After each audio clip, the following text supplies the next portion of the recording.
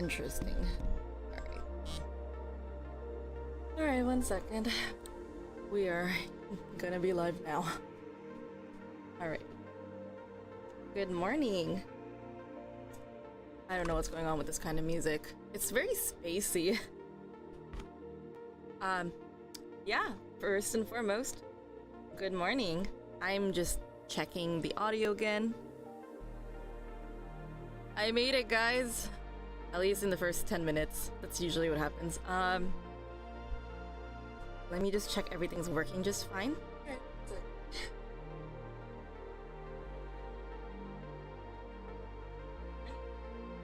Alrighty, everything looks good. So good morning, everyone. Hope you guys had a good rest. Welcome to session 36. We're here. It looks like everything is functioning on yeah, everything today, so I'm glad. Also, I'm not a fan of the music right now, so I'm gonna go ahead and change it. Why are they doing this song?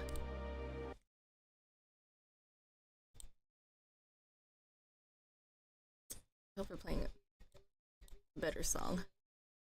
I'm just changing that song. I'm not a fan of that music. I mean, it's nice. It's a nice, I think, what did they call it? Synthesized music, I think is what it's called. It's still nice lo-fi music, but I'm not really in the mood to hear that right now. I just want something like this, lo-fi beats, etc. But yeah, today hopefully we're gonna go through a very quick, not quick stream, but we have a long day. HT, happy Valentine's Day, Hana. Thank you so much. Happy Valentine's to can't even talk. Happy Valentine's Day to you too, HT. Thank you so much for joining me today. So yeah, this is gonna be a fun session. I have a surprise for y'all. So welcome to so first and foremost, welcome to session 36. I just genuinely just woke up. So it's Hakezu. Okay, it's Hakezu on your mobile account. Wow, Hakezu, I'm really impressed that you're here right now. Really, props to you for waking up at 5 a.m. I'm really impressed by your dedication too, so thank you for being here with me. Also, welcome to Black Andwell00 and English Lover 215 who joined on Instagram. I see your guys' name there. Okie dokie. Let me go ahead and read what today's itinerary is. So first and foremost, we have greetings, Valentine's Day origins, and research and discussion types of love. Then finally, we'll end the session with questions, comments, concerns, or suggestions. We do have a lot of things to talk about today. So hopefully you guys will stick around and enjoy today's stream. Oh, English Lover says, hello teacher and glad to see you. Thank you for joining me, English Lover 215. Glad to have you on Valentine's Day, so yeah. All right. First and foremost, we have our greetings. This is where we can talk about just anything, everything before we start today's session. It's like a little warm-up. So you can share like, oh, what did you guys do today? Do you have plans tonight for Valentine's Day? Are you gonna spend it with a special someone? Or maybe you're just spending it with family. You don't really celebrate Valentine's Day. That's okay. But yeah, feel free to share. What do you do on Valentine's Day? Is there anything new that happened this week or yesterday since the last time I saw you? And then Hans is also here. Hello. I do have my own news to share because a lot of things just happened yesterday. So I have a few to drop. The first one is I received my email confirmation from my advisors and professors.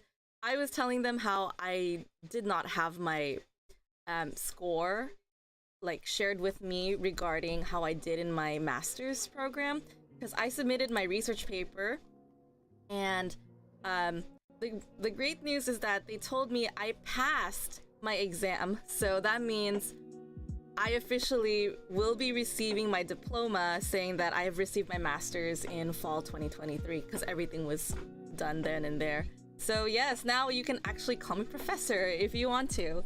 I can now say that on paper too. So I feel really giddy and happy because I opened the email during lunch and I screamed, and my colleagues were like, oh my god, they're like, what's going on? And I told them, I just passed my comps exam. So comps is just a I think it was just competency exam. So in your master's program, you have the option to take the thesis route, which is writing a 90-page paper or research, or the competency paper is it's like half of that, so you can take 30 to 50 pages, and you submit a research paper and you have to take an exit exam. So if you do both of them, that shows you can get your master's degree. So I chose the comps route because I thought it would be faster for me and more simple, but I decided to be a little bit more ambitious regarding my studies. So as a result of that, I somehow managed, like I had to do the paper a few times, I had to redo a couple times, but on my final try, it took me 3 tries, I'm gonna admit it. So I didn't do the first round, I didn't do well the second round, so the third time I submitted it and it was my final chance, I got the grade, and overall it said that I passed. So I'm done with university. Yes, I can finally call myself a professor, so it's official now after receiving that email.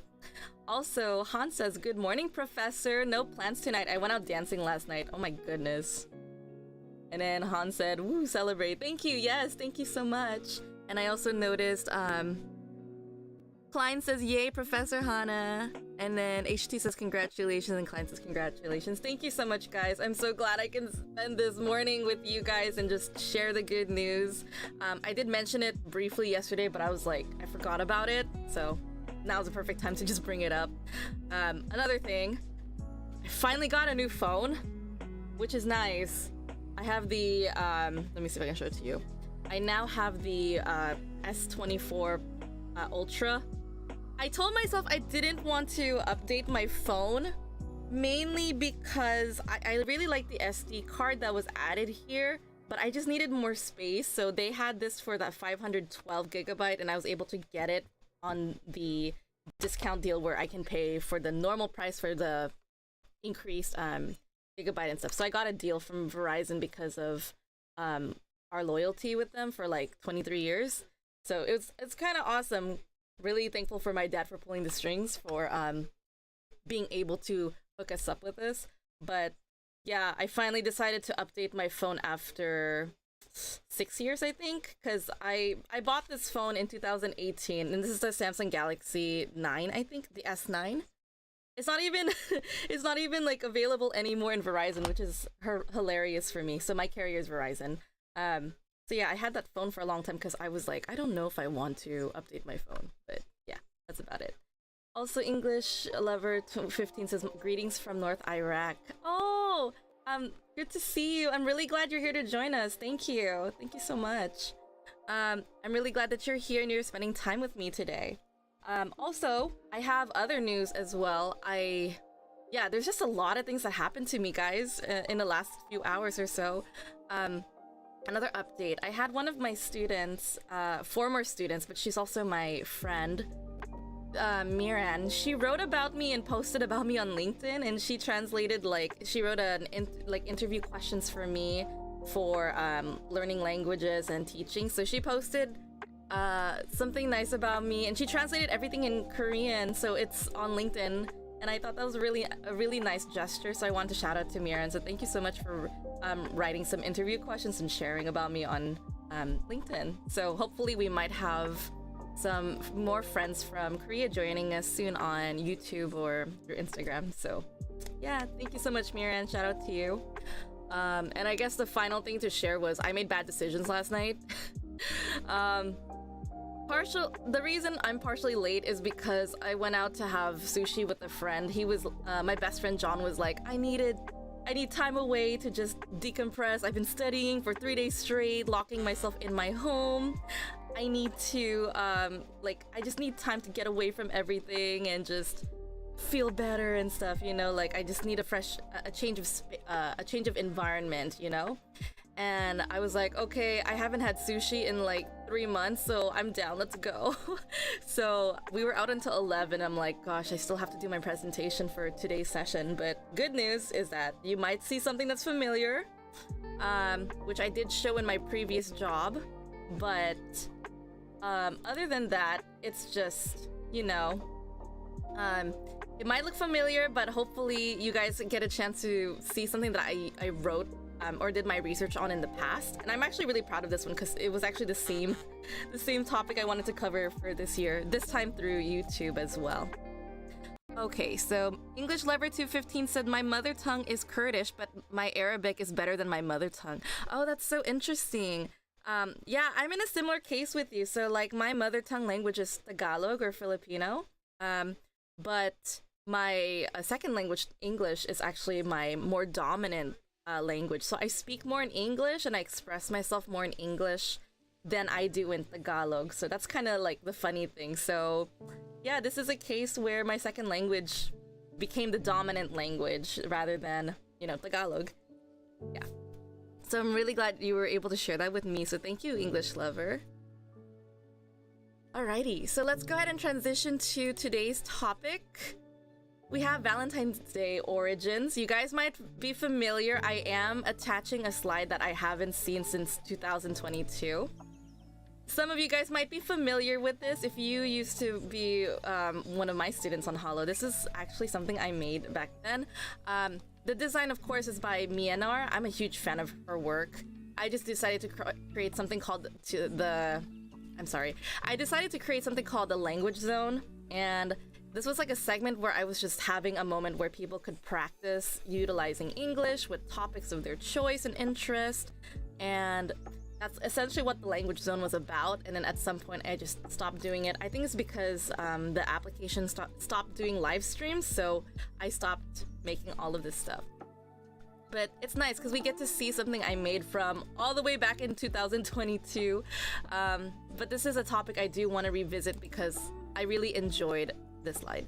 So I decided to keep the original class itinerary here for you guys so you can kind of see something and just reminisce the times that I used to do this kind of stuff. But I'm glad I maintained the same like designs. It's just from back then. This is still the same creator. This is Myanmar, if you guys are interested on looking at her artwork. I loved it so much that I just use it as a background for my presentations, and I just really love how aesthetic it looks in this stream. And if it affected my stream and made me like talk a little bit more slower than my video, I'm sorry. Because it's just like a lot of I think it's just a lot of like movement in the video is just causing me to lag a little bit in terms of my video catching up with my audio, but I'm doing my best. So class itinerary, or basically what we're covering from this schedule, or yeah, the schedule on this presentation. We have the origins, or Valentine's Day historical significance, so like why is it important? And then we're gonna talk about the types of love, or love types. So you can see I'm using similar language that I used from 2022. So Valentine's Day historical significance. So what do you know about Valentine's Day? So before we start today's session, I'd like to hear everyone's thoughts. What do you guys know about Valentine's Day? Aw, yes, thank you. Hakezu said the theme is very cozy. Thank you so much. It's supposed to be like, that was basically my goal, because in the previous application where I used to teach, I had something called the Homebody Cafe, and it's like largely due to like, I still remember Miran and Sienna were I think they were like responsible for coming up with a name for me, because I was asking them like, what should I call myself? Like, everyone has a title for their students. What should I call myself? And they were like, why not say Homebody? And I'm like, oh, that's a good one. So that's why I'm called the Homebody Teacher or the Homebody Cafe. All because of COVID, you know, like teaching from a very cozy origin. So that's where all of this stuff came from. So the cozy theme, the music, the ambiance. Maybe if I left my tea in the fridge, so I'm gonna go get my tea in a moment. So I'm gonna let you guys write your answers. So what do you know about Valentine's Day? We are gonna be visiting some origin stories or legends, and we will discuss that in a moment. I will be back. I will actually grab my drink from the fridge today. And yeah, while I do that, you guys let me know what you think about Valentine's Day. So this is gonna be very quick, so I don't have to turn off my camera. I will be back.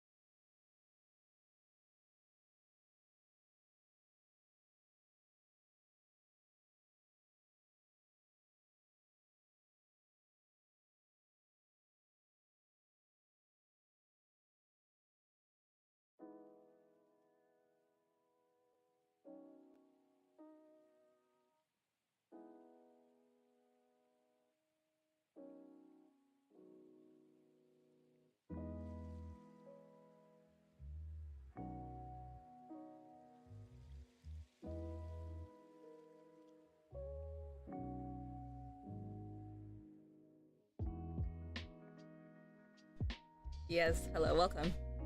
I am back. Why did I say welcome? It's hilarious. So, Hakezu said, homebody origins. Yes, that's right. So you guys learned a little bit of the homebody origins. So where I got my name, homebody teacher, came from. It's all because of my students. So I'm thankful for them. A lot of my origins with all of this stuff is just partially because of the students I was involved with. Alright, so I'm back. I'm drinking something called lychee green tea. I'm not typically a fan of lychee, to be honest, but this is my beverage for today. My mom bought me this, and it was actually part of my lunch from yesterday, but I didn't finish the green tea. I found out I had to use the bathroom so much because of this. Fair enough. And it has like a little bit of boba, I think, on the bottom. So this is my drink for the evening. And usually the origins for Homebody Cafe is that I'm usually teaching while I'm drinking. And that's the whole essence of it all, is that I'm snacking on something and I'm drinking something, because it's like we're hanging out, guys. So don't worry about it. It's very informal to learn English together. All right. So I noticed you guys didn't leave any comments for what you know about Valentine's Day. Maybe an obvious one would be just Valentine's Day is just a day of celebrating love. Some people might find this celebration debatable. There are some people who have told me, I don't know why I need to celebrate Valentine's Day when we can just love the person that we love like every day. Like, why do we need a day to remind ourselves for that and make it like a huge thing? Hakezu says, I know it's a day that has no significance for people that are single. and a laughing emoji. Significance, yes. I know it's a day that has no significance for people that are single. Yeah, I think it was kind of funny because I remember in high school, this was around the early 2010s. So I wanted to mention that my friends called it the SAD Day, S-A-D. And it was an acronym for Single Awareness Day. So SAD, Single A, Awareness, Day. Yeah, so SAD Day. So it was Valentine's Day for those who were couples, but it was SAD Day for the single people. Klein said, I was gonna say Bella. Klein said, I remember that Valentine's Day came from a priest named Valentine. Good, I'm glad you remember that, because I am gonna be touching up on that story.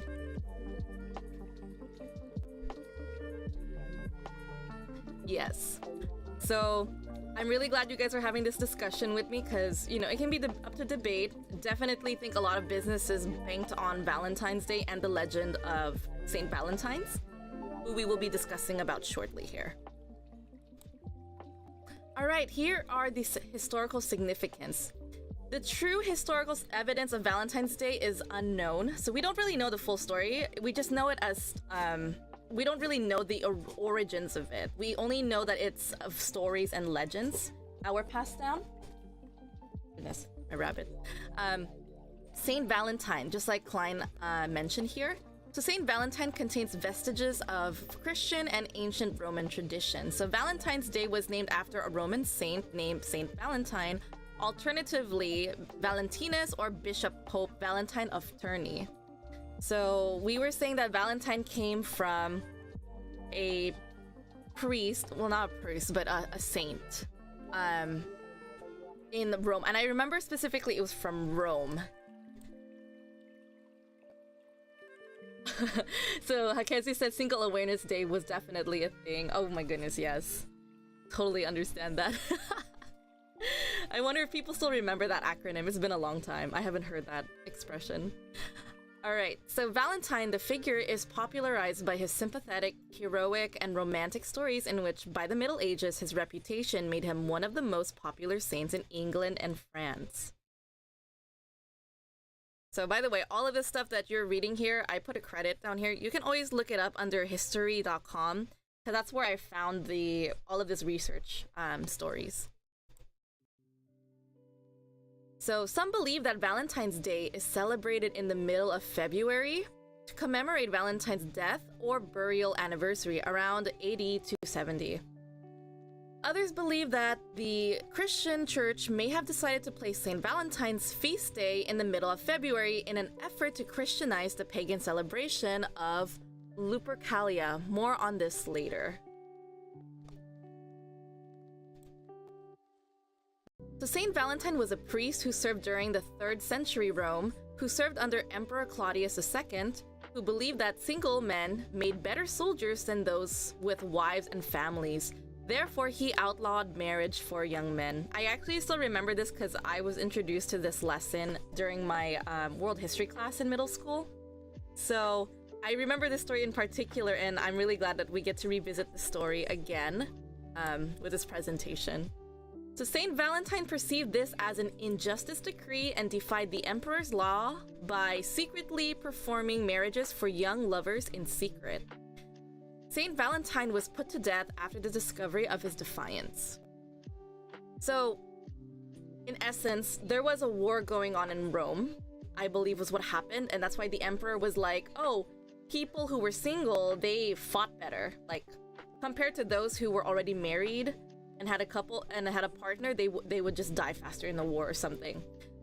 Maybe my assumption would be like, maybe the emperor mistook sacrificial love. Like, if a person was to die for you in the middle of war, he saw these people were probably like, oh, we're losing soldiers fast because people sacrifice themselves for their loved one. So it's better if we outlaw getting people married. And that's what the first legend claimed regarding Saint Valentine. So we have another legend. So number 2 says, the holiday was named after Bishop Pope Valentine of Terni rather than Saint Valentine. So this is another argument. So rather than a saint, it was a bishop or pope. In this version, the bishop was beheaded by Claudius II outside Rome. So I assume it's because Emperor Claudius probably beheaded him just to make an example of no one's allowed to have love, or probably to also discourage other popes who were exercising marriage at that time when Emperor Claudius just wanted soldiers. So that was the climate at that time. Legend number 3. Valentine may have been killed for attempting to help Christians escape harsh Roman prisons where they were often beaten and tortured.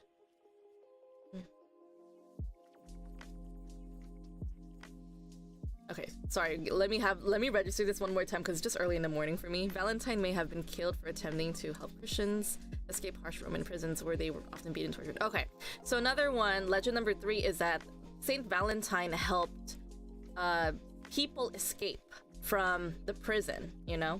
So this is my understanding, was he wasn't just marrying these people, he was helping them escape, which is a sign of, you know, betraying your country. You're letting prisoners out from their consequences, so you are going to be perceived as a traitor to your country. And I didn't know about this. I actually don't remember this one or this research, to be honest with you guys. So revisiting this with you guys right now is just a surprise to me, just as much for you guys. You might be wondering, like, how did I post all the slides? I just, thank God for Canva. I had an option to just upload the presentation that I had in the past, and I just slip it in like this. So rereading this is kind of new to me too. So it's been 3 years since not 3 years, sorry. It's been 2 years since I've seen these slides in particular. Legend number 4. An imprisoned Valentine had sent the first Valentine greeting himself after he fell in love with a young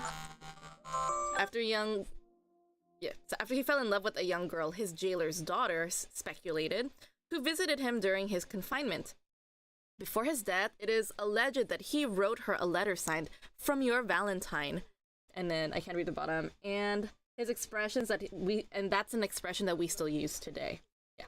Sorry, I couldn't read that. So just checking the chat for a moment. Yeah. This one I kind of remember. So how we are giving cards to each other and signing it as "From your Valentine." It's because Saint Valentine, person was probably named Saint Valentine, signed the card "Your Valentine" or "From your Valentine." Okay, now we are going to talk about Lupercalia, which is February 15. Lupercalia, February 15, was a fertility festival dedicated to Faunus, the Roman god of agriculture, as well as to the Roman founders Romulus and Remus. More on this later. An order of Roman priests would gather at a sacred cave where the Roman founders were believed to be cared by a she-wolf, or lupa, and would sacrifice a goat for fertility and a dog for purification. The goat's hide would be made into strips, dipped into sacrificial blood, then be used to gently slap both women and crop fields. That's interesting. I didn't realize this. I forgot about that. Like, can you imagine back in the day? It's like, okay, I'm a female, I'm a woman. What they would do this pagan holiday was they take the goat's hide, they dip it in blood, then they would gently slap the woman to be fertile, and then they would also slap the crop fields to, like, you know, again, this is like the tradition or the routine for like trying to maintain fertility. It was the culture at the time, the pagan culture or the pagan routine holiday. I don't know what else to call it. And I just think it's just kind of funny having this image in my head, like, okay, here's a strip of blood on a goat's hide and then just slapping someone with it in modern time. I just find it kind of funny. So with all due respect, it's just the image that made me laugh in my head. Yeah, it's the image in my head that made me laugh about it. So no disrespect to Lupercalia, so forgive me if that was very rude of my reaction. Let's see, so they had later in the day, according to the legend, all the young women in the city would place their names in a large urn, where the city's bachelors would each choose a name from the urn and become paired for the year with his chosen woman. That's interesting. So can you guys can kind of see it as like the Bachelors back in the day, if you guys know about the Bachelors. I also kind of see it as like, what's it called? Big Brother or something. Like Philippines had the Big Brother show. And I feel like there's always drama there. There's always people who get attracted to someone. Yeah, it's like the early days of The Bachelors and finding a partner. And it's interesting that a person would be paired with this chosen person for a year. I don't know. That's a lot of dedication. So honestly, that's props. Props to them if they think that, oh, this is gonna last for a year. Or I wonder if they ended up with someone that they did not like. Would they end up liking each other eventually? Like, you know, it's like one of those hate to love kind of love stories. I love that kind of stuff, to be honest with you. Or did they end up choosing not to be with a person? I'm really curious about that. So Hakezu said, interesting that these legends involve the death of someone which made become a martyr. Yes. Yes, that's right. So usually the saint, as far as I know, or what I've noticed, and forgive me if this is not coming from a correct observation, but again, this is just something I noticed. I'm not Catholic by means. So my understanding of how saints work is just from perception and also from history. Usually a person who becomes a saint is because they're like, one of the reasons is that they were sacrificed for good things. So yeah, they become a martyr. So like Joan of Arc became a saint, Saint Joan of Arc, because she was sacrificed at the stakes, and people were like, they thought that she was a witch or something, and they realized that she was actually a good woman. So they're like, okay, in her death, we decided we're gonna make her a saint. And then Saint Valentine, he became a saint because he was put to death. It's just like there's a pattern. I'm like, am I seeing something here? Like, am I wrong? My friends who are Catholic, do you guys have other examples where a person had to die and then they became a martyr and a saint after that? So it's interesting seeing this kind of story come out. Alrighty. Okay, so yes, the matches there. These matches often ended in marriage. So interesting that, kind of going back to this topic about finding a partner from picking a jar, picking your possible future wife's name from a jar in an urn. I feel like this is like Tinder, except like you don't stay with your partner for a year, because you know how Tinder is. Like, you just meet someone like once or twice and then that's it. You're like, you're gonna decide right then and there if you're gonna end up with them or you're gonna say this is not gonna work out, right? Hakezu said, you could say it was their natural fertilizer. That's a good one. You're right. So Interesting. I like your play on words there because yeah, like Lupercalia Day or Lupercalia, this pagan holiday, was able to find these males a partner, a spouse, and they were able to have uh, a wife or a marriage at the end of these matches. And of course, these women hopefully were, I hate to say the word fertilized because I'm seeing it from like a gardening perspective, but also I see it as like just the human body, or like the human natural or nature, the human nature experience. I'm just gonna say human nature because it's just normal. Women who are like fertile, at the end of the day, they just wanted women who were fertile enough to like produce an heir or a child or whatever. So they just want to have kids at that point. It's just, that's it. It was just like what Hakezu said. That's why it's so funny when he said that it was their natural fertilizer. So I'm like, it's just hilarious. All right, so we have some discussion questions with you guys. What did you think about the origins of Valentine's Day? Did any of them surprise you? Which legend do you like the most? And did you notice any actions, events that are still used in today's Valentine's Day? Or what is your Valentine tradition? So feel free to answer all of them. Excuse me, one of them, any of them, because I hope we can get through this entire slide today, because we have another segment here. So the types of love is going to be following after the origins of Valentine's Day.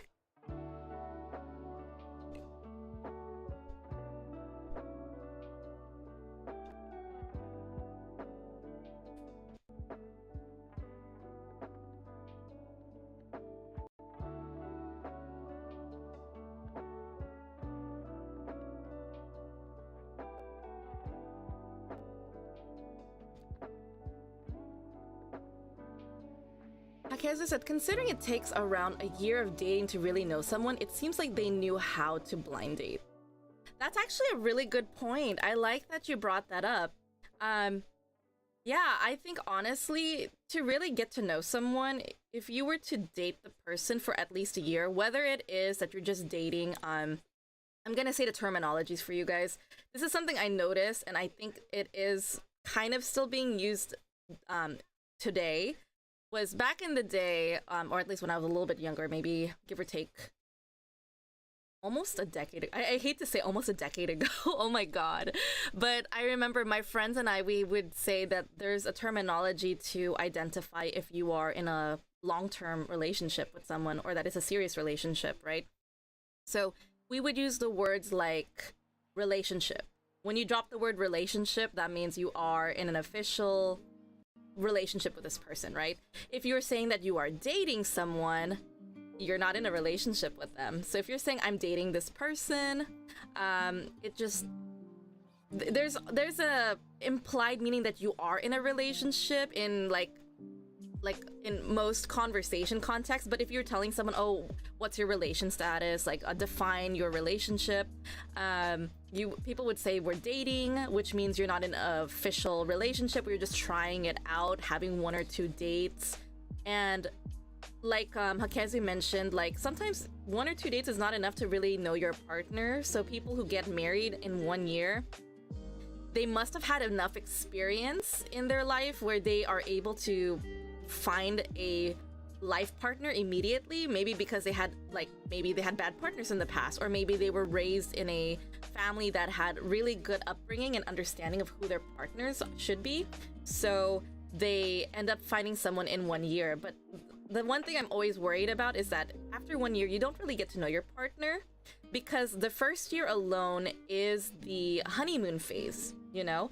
Honeymoon phase meaning like you're wearing rose-colored glasses, you only see the best in this person for the first year. You probably excuse a lot of their bad behavior and you say it's something that it's not a problem for me, like, you know, like, I dare say I'm gonna bring up like an old relationship that I had. I remember like seeing my ex at the time, that he was always okay, so he says he has this sense of hopelessness, you know? Like, he would be like, oh, I feel hopeless because of this situation, or I'm in a bad state because of this and that. And rather than seeing it as someone that was like who had too many problems, my rose-colored glasses just told me, oh, my heart goes out to him, I empathize with him, I want to give him a lot of love and blah blah blah. So that's what happens in honeymoon stage, is that you want to see the good things, not the bad things, right? So the first year doesn't really tell you much about a partner. I would say maybe the first 2 or 3 years would, because you get over the rose-colored glasses stage and the honeymoon phase once you start getting comfortable with each other. So this is where more of your flaws will show, and it's kind of like in that moment where you are going to be making that whole decision if like this is something you can tolerate, you know, inevitably in a lifetime, because you're going to choose this partner. So I always tell my friends, and also things that I've learned from my firsthand experience, is that, you know, everyone comes with their cup of poison. You know, you pick your own poison, because no one's perfect. I'm pretty sure I probably am not. Oops, sorry, my headphones came off.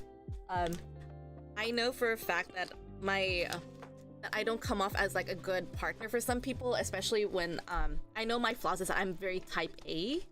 And type A people tend to be like super organized. They have things done in a certain way, and I'm very detail oriented. So to some people, they might see it as like, you know, I'm a perfectionist, which is true in certain areas. So it might bug them that I am a perfectionist so much. I learned to be a little bit more flexible in that over the years, which is good for me, but still to some people, they might find that as, oh, that's unattractive, you know? Yeah, so as you can see, it's like maybe people might not like that lifestyle. They want someone who's a little bit more spontaneous. That's fair. So I think it's important to know, like, there are things that is negotiable and compromisable if you're finding a partner. No one is perfect. You get to choose who you want to spend time with. So just know who and what you can tolerate.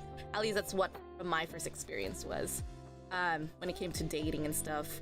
So I really thought, I think honestly, 2 to 3 years is enough to know if this partner is like marriage material.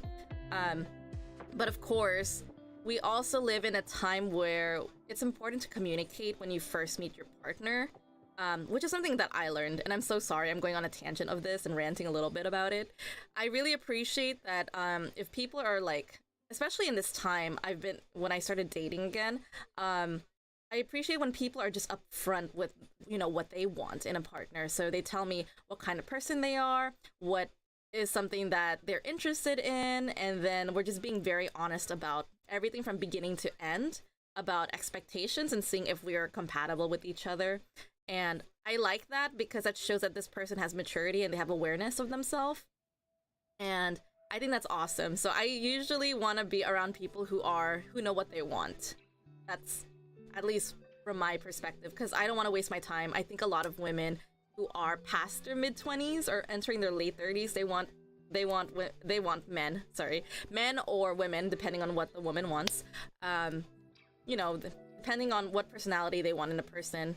But of course, the important thing is having that establishment of what you want in the relationship, especially long-term, if that's your goal, or casual, short-term. Also, I keep adjusting my chair because it keeps like lowering itself, so I'm just like, man, I need to buy a new chair too. I've had this chair since COVID as well. Alrighty.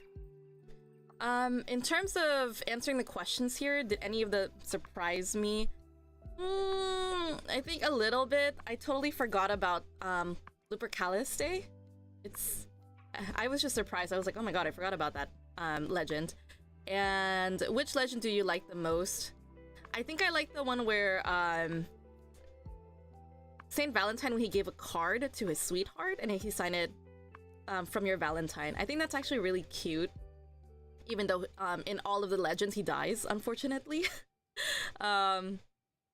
So I just think it's really cool that we use an expression that was used from way back then. I think that's really nice because as you guys know, with my linguistic background, I really love it when we're able to still maintain something from the past and it's still being relevant today. I just think that's really cool and neat of an experience.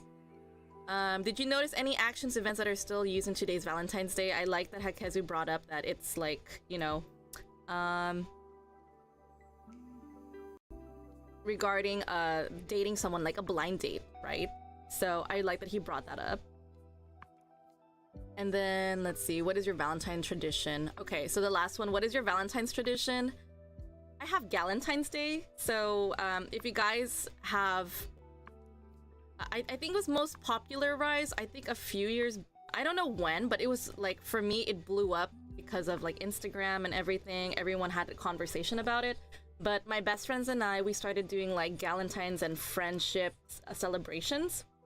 So of course, there's like Friendsgiving for Thanksgiving, Friendmas for Christmas, and then Valentine's is Galentine's for me because with my girlfriends, we get together, celebrate loving each other, and just honoring our friendship of how much we appreciate one another. And I typically do this event with my besties.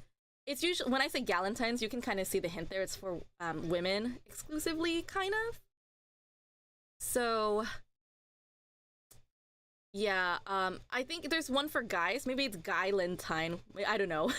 I don't know for guys. So like, I have yet to find a appropriate celebration, they call it, for the males who get together, but they should. I think it'd be nice if guys just have a celebration of love for just one another with their bros, with the homies.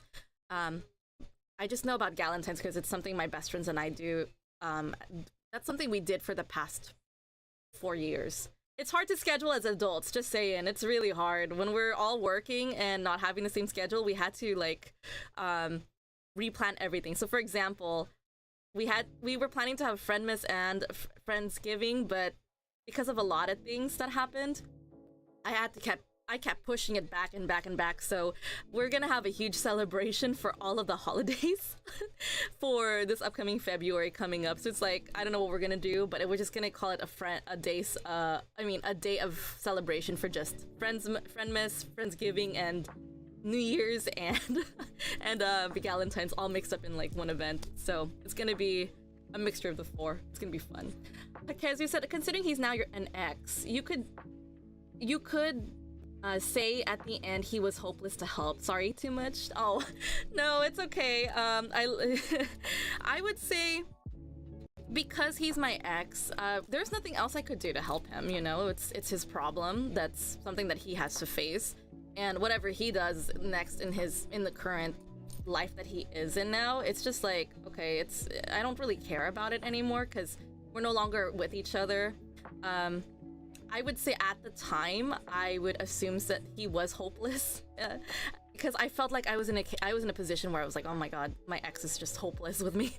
But yeah, it was just a very negative and an unhealthy relationship that I stayed in for too long. And I learned a lot from it, which is the most important thing, is to look back at that experience and think about what I learned, what did I want out of it, and what can I do with it in the next relationship. So there's nothing much we can do with the past. We have to think about like what we're gonna do in the future, especially when finding a new partner, right? So I think right now it's just like I've come to the closure already, so I'm over it. But he does what he does. It's whatever to me. Like to this day, I don't know what he's up to, which I'm thankful about, because we like I mentioned, it was like a bad relationship, so we cut ties with each other. I don't know anything that's happening to him. I do hear things down the grapevine, and I just think it's like, oh, more drama from his end. I'm like, oh well, that's funny, because after we broke up, my life became peaceful. So that kind of says a lot about him and why I had so much unnecessary stress was being in a relationship with him. So at least that tells me that I made the right decision to, end the relationship and move on. Now we are moving on to love types, since we only have 20 minutes left? Oh my gosh. All right, so we are in love types. Let's talk about the 8 types of love. Did you know that there are 8 types of love? So all of these expressions, I think I remember, are Greek. So we have philia, pragma, storge, eros, ludus, mania, philatia, and agape.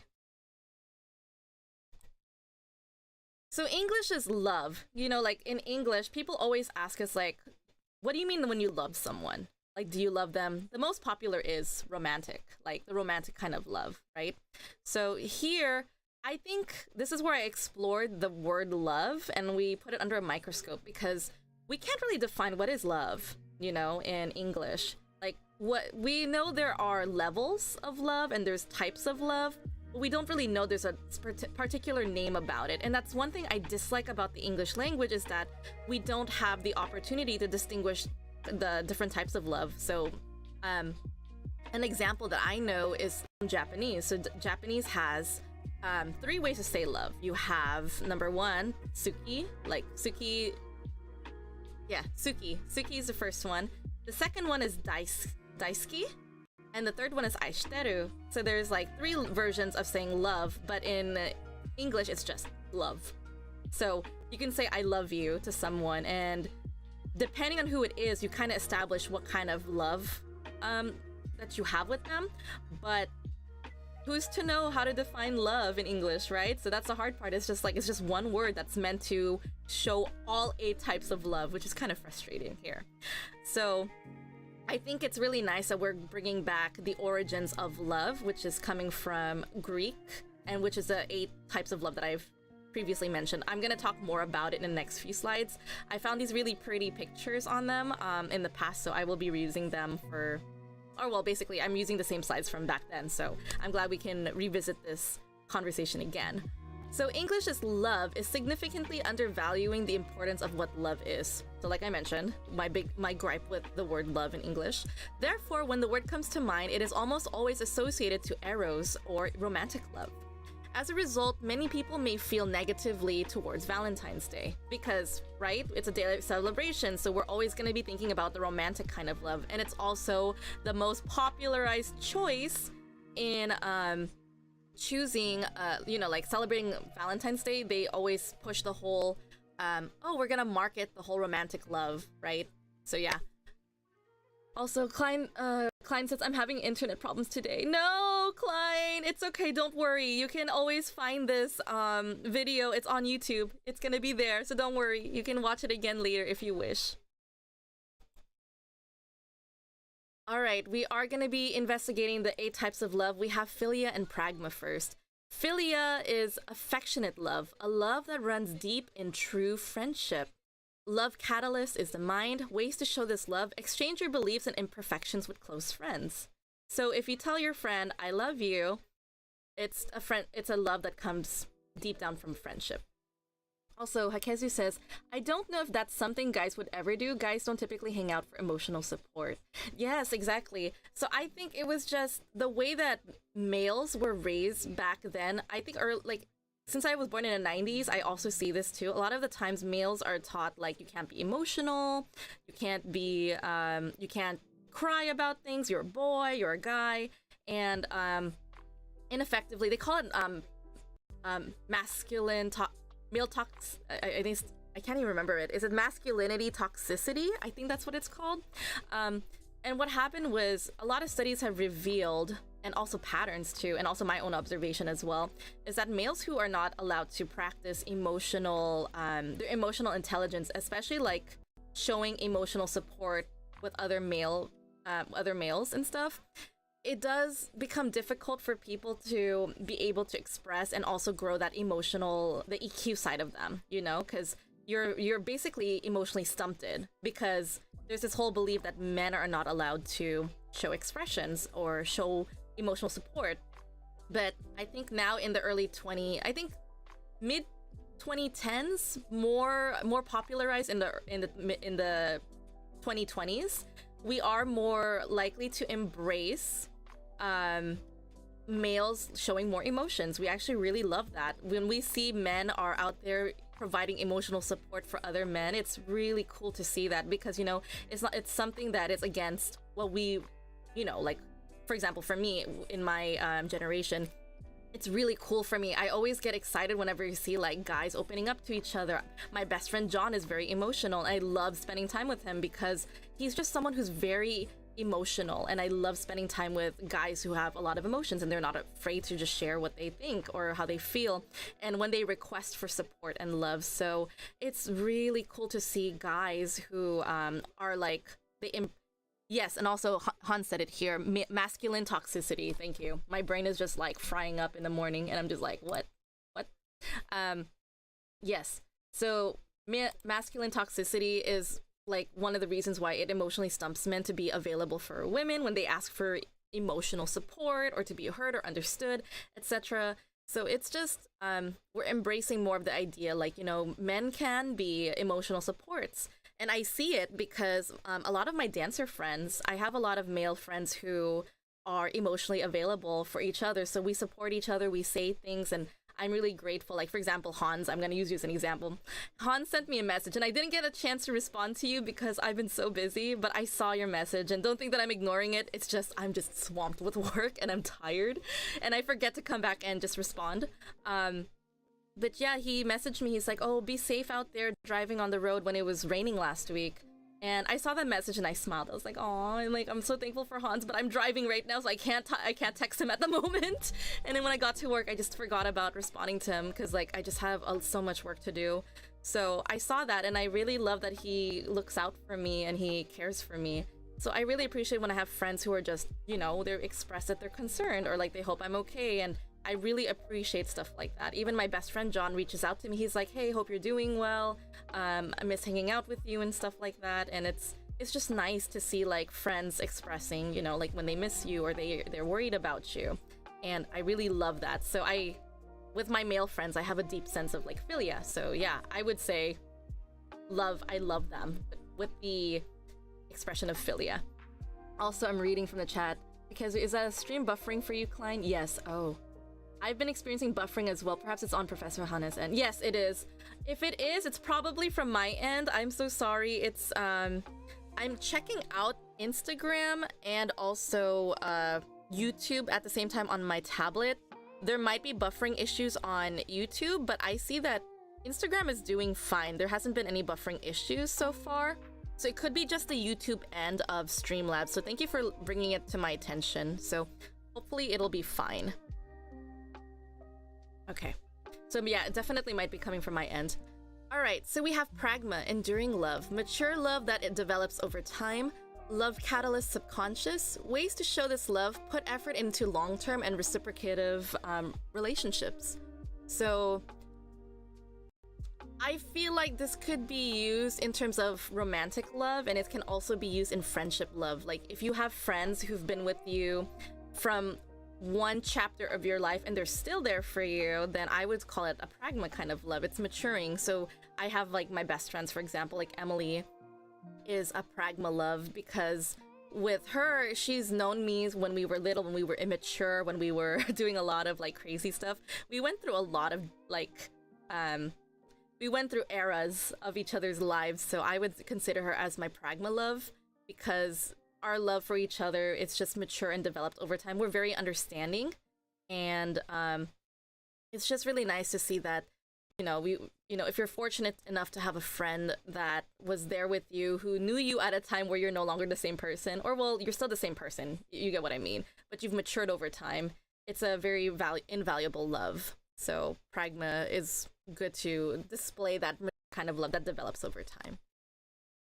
Also, the credit for this, if you Google the 8 different types of love plus the perfect combo for you by FTD Fresh, you can find all of these images. This is where I got them from.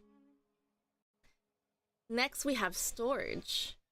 Okay, so I see Hakezu and Klein are both telling me that the stream's okay now. Yeah, I'm glad to see that. Thank you guys for letting me know. I actually have it open on my device here, so I'm checking it out and making sure, and hopefully everything is fine. But thank you. I can only do so much. Like, I'm also like kind of modding a little bit by watching my own video. We have storage, familiar love. So flows between parents and children or childhood friends. So love catalyst is memories, and ways to show this love, show gratitude towards the people close to you. So it's really hard to put a word on storage because I also had a different definition for storage too. I thought storage was like a friendship kind of love. That's also philia, so it's kind of like overlapping. Of course, since love is synonymous with all of these 8 types, they will be overlapping in terms of definition, so it can be a little bit blurry in identifying a specific type of love. So don't worry, you're just as lost as I am.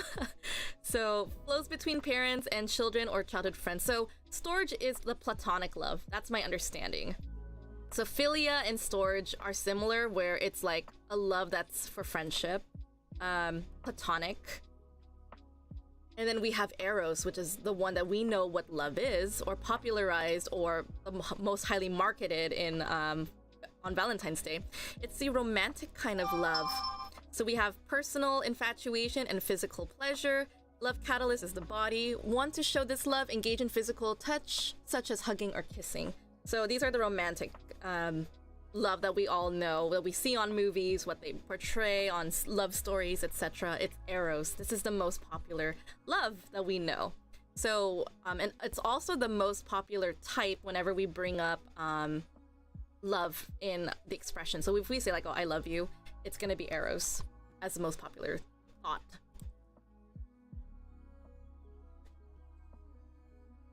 Okay. So we have ludus and mania next. So ludus is a playful love. It's flirting and beginning stages of intimate love. So it's just like when you're being playful with each other.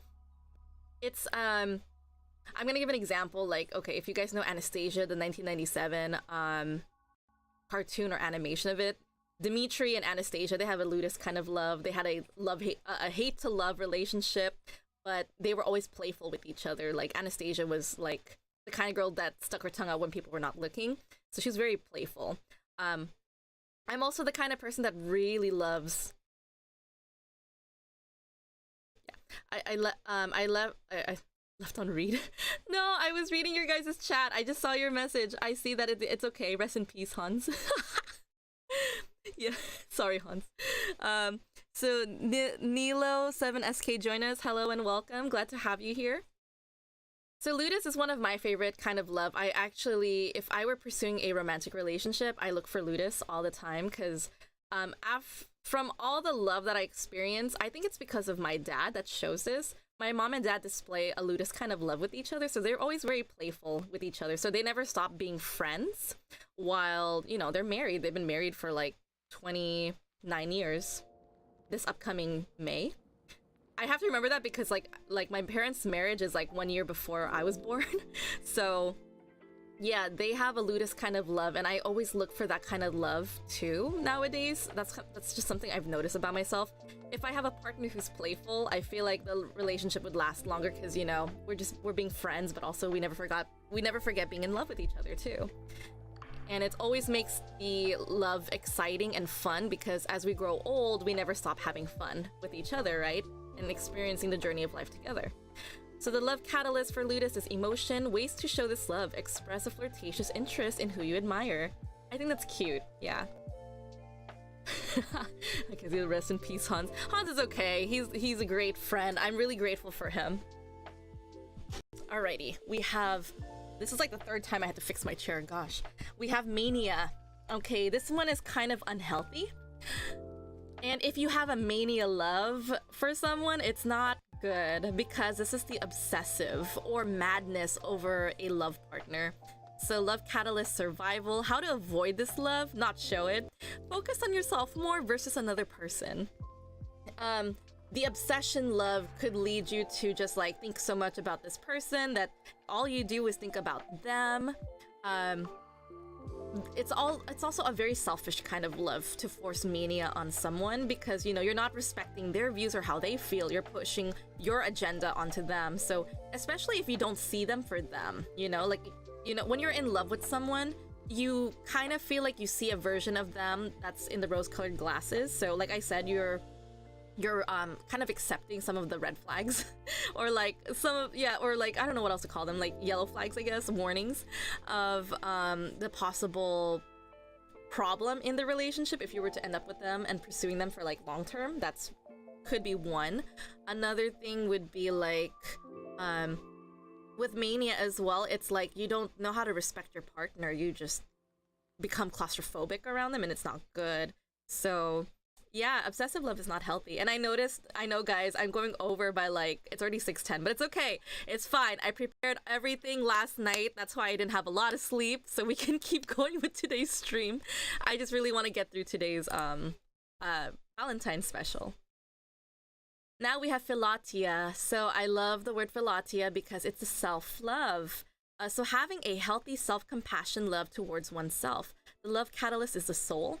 Ways to show this love: respect, accept, and appreciate yourself. So this is something I want to promote in terms of Valentine's Day, is that, you know, if you're single, focus on philatia. Like, focus on loving yourself. It's not selfish to love yourself, because the thing is, if you know how to love yourself first, then you know how you are gonna accept how people will treat you, you know?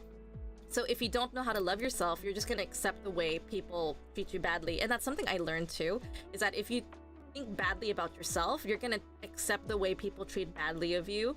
And I only know this because of my relationship, where, you know, I put myself down a lot. So my partner back in the day used to put me down too by saying, oh wow, like, you're stupid, or something like that. He would say something really mean, and I would actually feel even worse about it. And I just accepted that kind of behavior because I did that to myself too. So yeah, it's really important to really love yourself, even if it's to the point that, you know, if people say like, oh wow, you're narcissistic. Narcissism and philatia, the biggest difference between them is narcissism has no compassion or consideration of other people.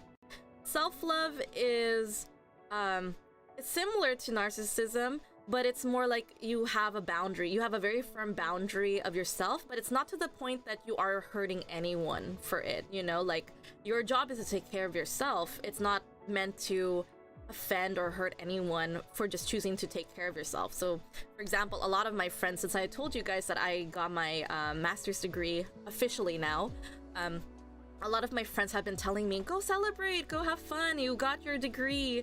And for myself, I'm like, how many times have I told people that I got my degree? Because like, I thought I was gonna graduate in spring of last year, and I walked, and I thought it was a year before that, and then I was like, yeah, how many times have I told people that I'm done with school, and then I didn't finish.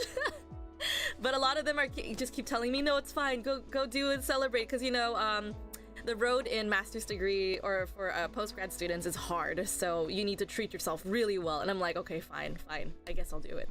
So yeah, even though I'm single, for Valentine's Day I will be celebrating philatia, and I'm totally fine with that. I see that Klein moved over to Instagram, so I hope the stream is much better for you, Klein. Thank you. I see that you're both on Instagram and YouTube, and that's totally fine. I just hope the stream is okay for you. All right, so yeah, if you're single, philatia, please take care of yourself. Treat yourself how you want your partner to treat you. So for example, if you want to give yourself like a blowout celebration, buy yourself something expensive, do it, you know? I'm gonna be honest, because it's just this day, for Valentine's Day, it's not just romantic love. Also celebrate yourself, celebrate your friendship. Just love is everywhere, you know? It's not just one type of love, and it's not just eros. So yeah, do something about it. Next, we have agape, the selfless love, an empathetic attitude of love for everyone and anyone. So agape basically means unconditional love, and I remember this because when I went to church, they always talked about agape, and it's the kind of love where they always said, like, you know, God loves you, doesn't care if you're a good or a bad person, he loves you, and that's agape. It's like you love someone unconditionally. I also find agape is present if you have that kind of relationship with someone. Like, for example, I did have a few people that I did love, that I ended up dating, but we didn't end up having a relationship. So there's like two people that I can think of at the top of my head right now who were like, I consider my first loves. One was when I was in elementary school and he was like my best friend. The other one was my high school sweetheart. I consider him my high school sweetheart. But to this day, I don't talk to my first love anymore, but I hope he's doing well. I do perceive myself that I do have agape for him, for my first love, because all I wish for him is happiness in this life. Even if, like, I've already accepted, like, you know, it wasn't gonna end up with me. But I wish him nothing but just happiness and pure, like, I hope he lives the best of his life. And I don't know if he'll ever find this video, but I truly mean it. I'm not gonna say his name. He probably knows who I'm talking about. But yeah, it's also the same for my high school sweetheart, who I am still friends with. And I never stopped telling him that I wish the best for him, you know? So I'm more direct about wishing him well. I do tell him I love him, but it's not romantic anymore. So my love for both of these guys, I feel like it's agape. It's just, I think I will always be their friend, even if the first love is not my friend anymore. And The second person, my high school sweetheart, and I are not super close anymore, but he always hits me up once in a blue moon just to like catch up and stuff. I love them. I love them, and I hope they're okay. I hope life is doing great things for them.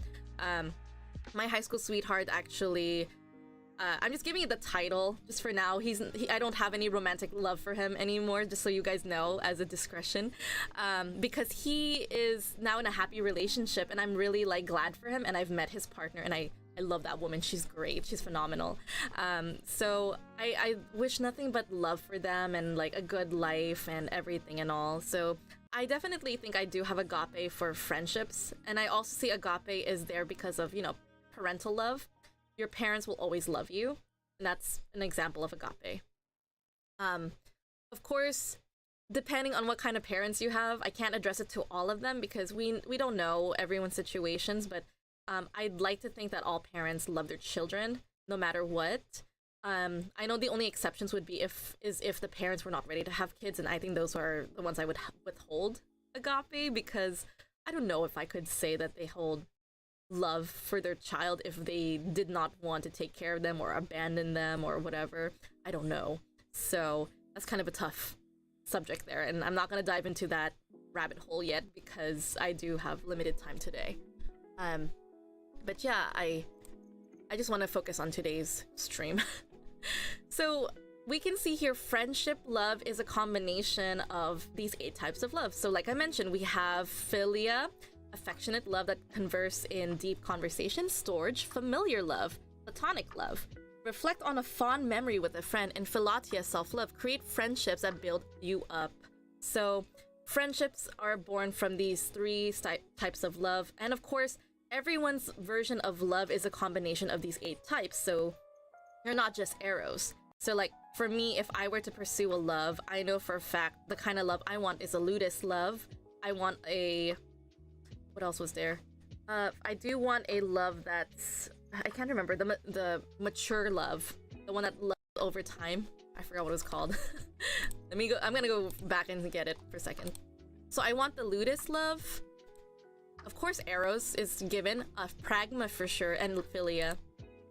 Because I want my partner to be someone who's also my best friend, Just because it's like, I'm gonna end up with you for a long time, so you might as well be my friend, So it's important for me to have some sort of friendship with my partner before we go into like a romantic relationship. Even if we're just dating, it's fine with me if we reverse it. We date first and we act like friends. That's okay. I'm fine with that too.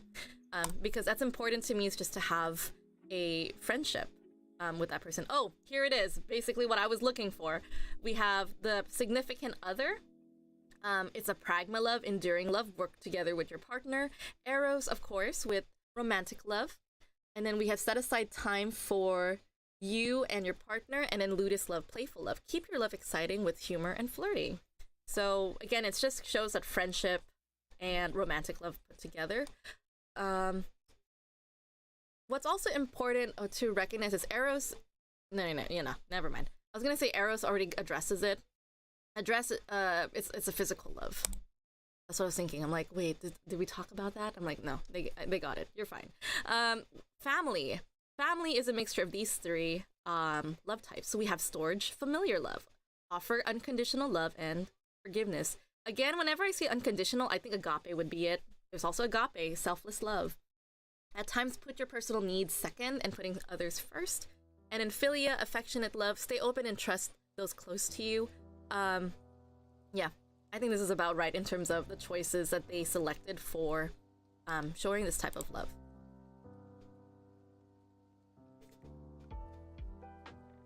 All right, final thoughts, discussion. What are your thoughts on the 8 types of love? Did any of this information surprise you? Did you learn something new? Which type of love do you resonate with the most?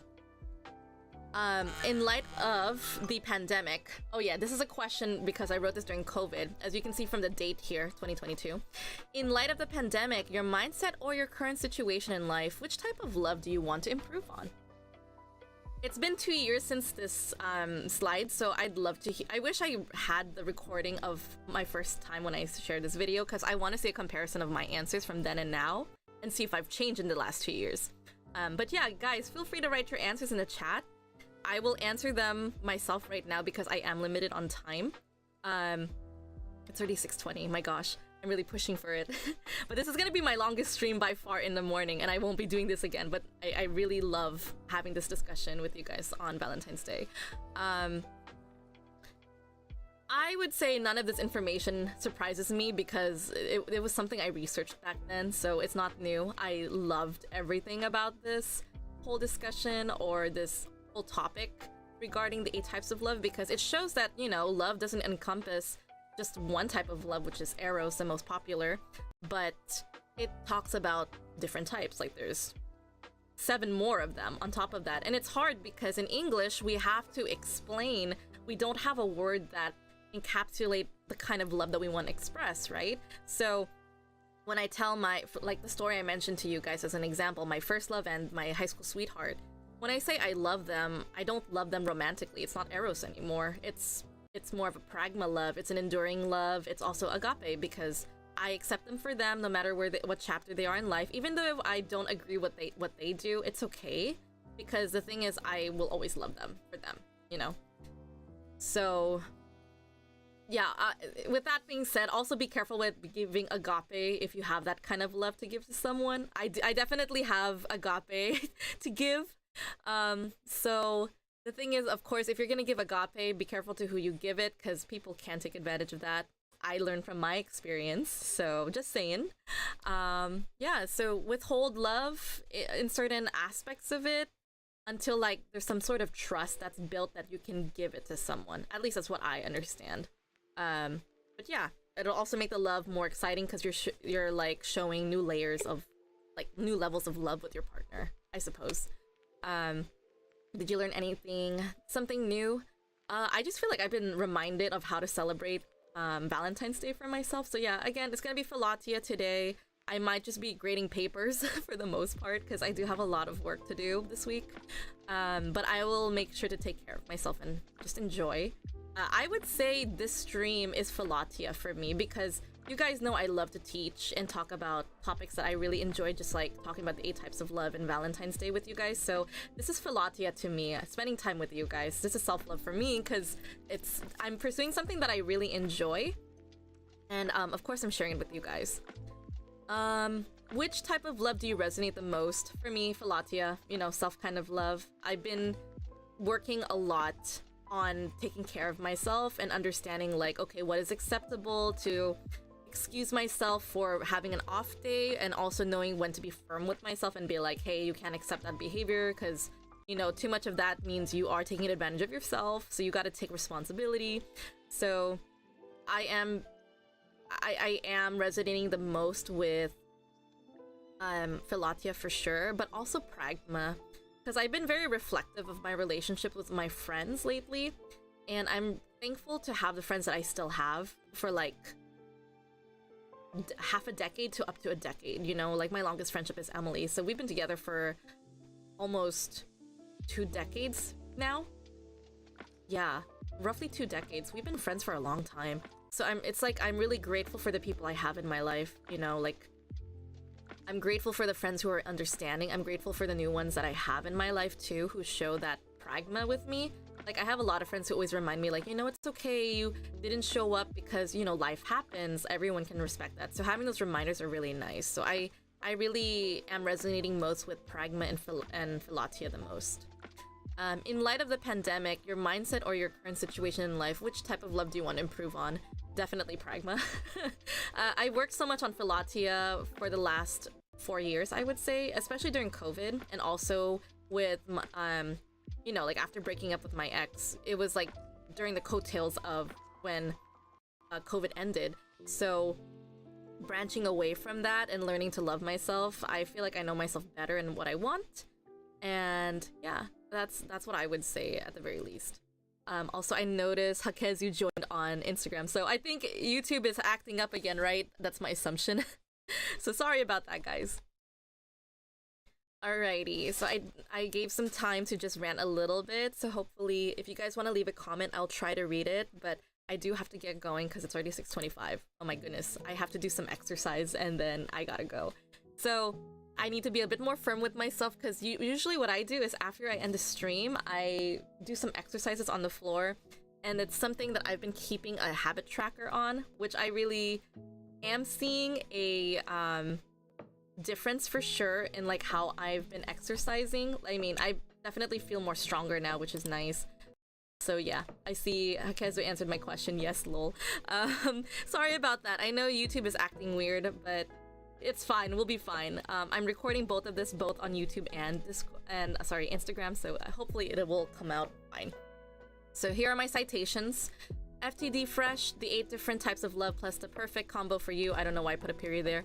FTD by design, and then history.com editors, a history of Valentine's Day, if you want to look more into Valentine's origin story.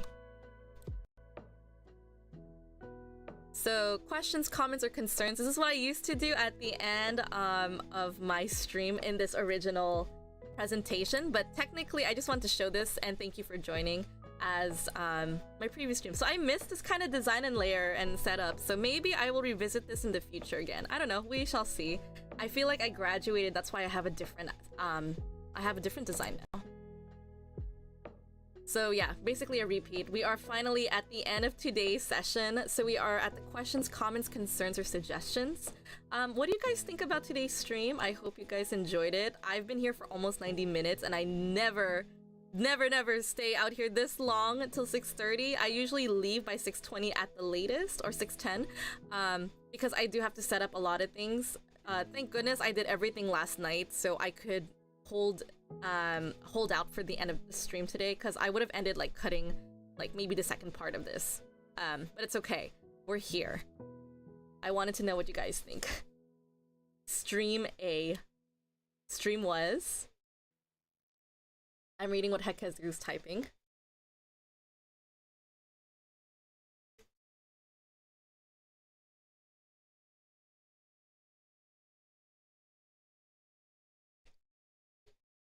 Great, if we ignore the buffering. I am so sorry. That's something I can't control, I'm sorry. I would assume it's because my PC probably is experiencing a lot of things. That could probably be why there's a lot of buffering. Touchscreen. Oh no, I'm sorry. Yeah, for some reason, I'm not seeing any buffering that's happening on YouTube right now, because I'm going to show the example what I'm showing you guys right now.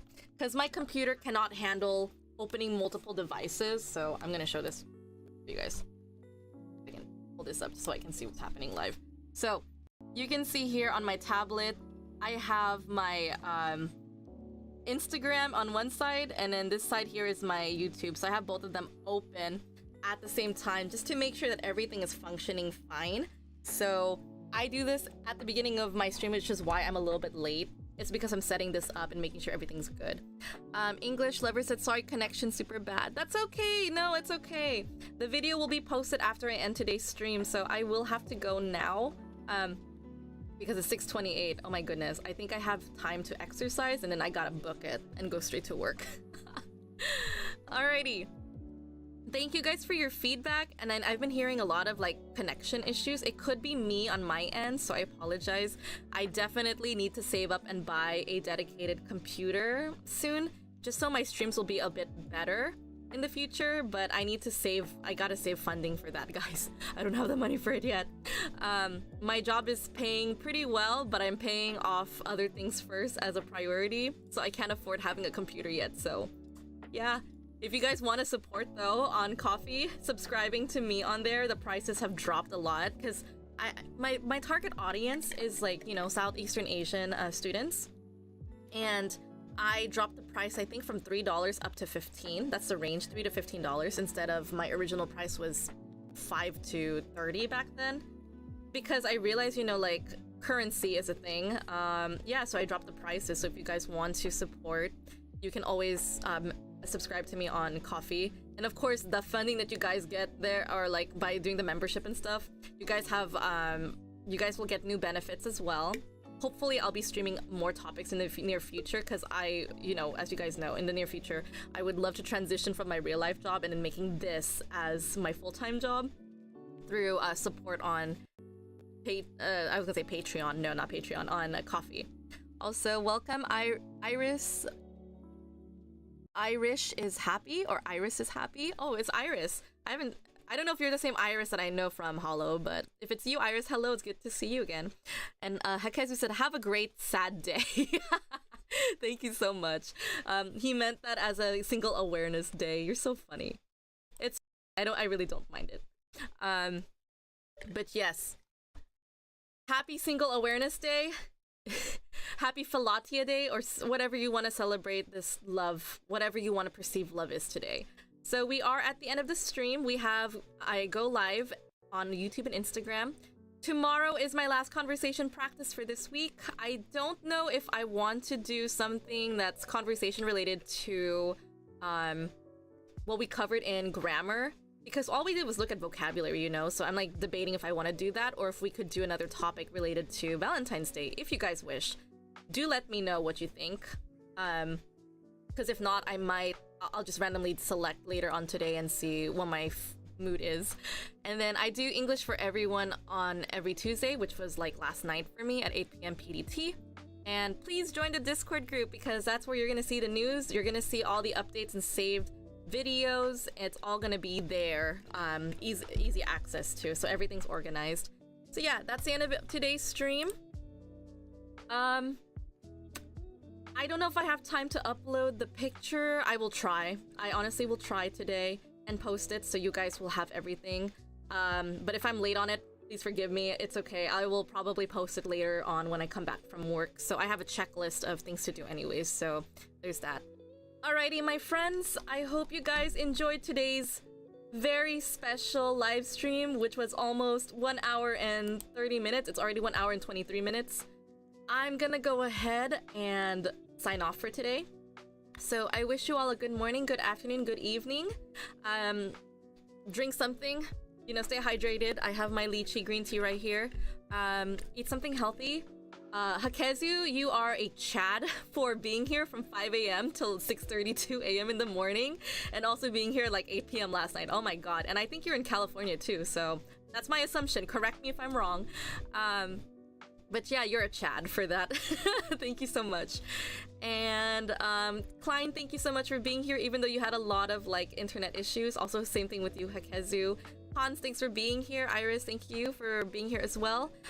Let's be friends on Discord, Hakezu says. Yes, I accepted your friend request, because at the beginning I was like, who's Hakezu? I don't really know who Hakezu is. I'm so sorry. But since I've been engaging with you a lot, I'm like, okay, I will add you. Hakezu said, oh, I'll be drinking. You're so silly. Cheers to you, my friend. All right, so yeah, cheers to you. I'm gonna like go do that. Cheers. Happy Single Awareness Day. I will have a glass of wine later. I'm gonna go ahead and show that to you just so you guys could have a good laugh with me. I bought this.